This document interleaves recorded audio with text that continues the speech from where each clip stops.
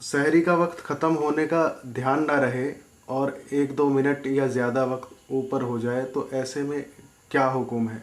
क्या रोज़ा होगा ऐसे में? जो सहरी का वक्त मुकर्रर है, अगर उसके बाद भी किसी ने खा लिया तो चाहे भूल के खाया हो या कैसे भी खाया हो, लेकिन उसका रोज़ा नहीं माना जाएगा। और रोज़ा तभी माना जाएगा जब सहरी से पहले खाना छोड़ दिया जाए और रोज़े की नियत कर ली जाए, तभी रोज़ा माना जाता है।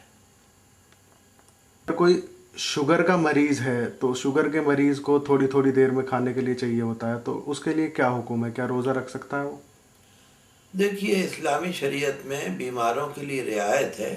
अगर कोई शुगर का मरीज़ है, उसको हर 2 घंटे 4 घंटे में पानी या खाना चाहिए, तो उसके लिए शरीयत ने रियायत रखी है कि वो रोज़े छोड़ सकता है और डॉक्टर के मशवरे से रोज़ा छोड़ के और फिर वो अपनी ज़िंदगी गुजार सकता है, बाद में क़ज़ा कर ले या फिदिया दे दे। अगर कोई छोटा बच्चा है वो रोज़ा रख ले और फिर अचानक गर्मी में उसे प्यास लगे तो उसके क्या करें उसके पेरेंट्स? रोज़े के लिए ज़रूरी है कि बालिग होना चाहिए। अगर कोई नाबालिग बच्चा है और वो रोज़ा रख लेता है, तो माँ बाप उसका रोज़ा खुलवा सकते हैं और उसको मजबूर नहीं कर सकते। रोज़े का हुक्म बालिगों के लिए है, नाबालिगों के लिए नहीं है। अगर बालिग के साथ भी कोई ऐसा मौका हो कि प्यास लगे या हालत ख़राब हो जाए रोज़े में, तो तब क्या हुक्म है? नहीं, बालिग के लिए तो यह है कि रोज़ा पूरा ही करना पड़ेगा। हाँ, अगर कोई बहुत ही माहिर डॉक्टर ये बताता हो कि जान का ख़तरा बन सकता है, तो फिर उस सूरत में रोज़ा तोड़ा जा सकता है और बाद में क़ज़ा कर सकते हैं, लेकिन उस सूरत में जबकि जान के लिए ख़तरा बन रहा हो। बीमार हो जाए और बीमारी का चेकअप करने के लिए उसके हलक में गले में कोई मशीन डालनी पड़े, तो ऐसे में क्या रोज़े पर क्या असर होगा? नहीं, मशीन रोज़े की हालत में अगर चेकअप के लिए हलक में डाली जाए तो उससे रोज़ा नहीं जाता। और अगर कोई दवा नहीं डाली जाती, खाली मशीन डालकर चेकअप होता है, तो रोज़े के दौरान में चेकअप कराया जा सकता है। इससे रोज़ा नहीं टूटेगा।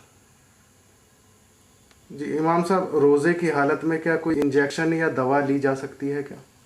रोज़े की हालत में इंजेक्शन या दवा नहीं लेनी चाहिए, नहीं ली जा सकती, क्योंकि जो भी दवा अगर मैदे में जा रही है या पेट में जा रही है और वो हमारे खून में मिल रही है, तो उसको लेने से रोज़ा टूट जाएगा। लिहाजा ऐसा कोई इंजेक्शन या दवा रोज़े में लेना जायज़ नहीं है। नाक में कोई दवा या तेल डाला जा सकता है क्या रोज़े के दौरान? रोज़े के दौरान नाक में दवा या तेल कुछ नहीं डाला जा सकता, इससे रोज़ा टूट जाता है। और पानी भी कोशिश करनी चाहिए कि नाक में से हलक में न पहुँचे।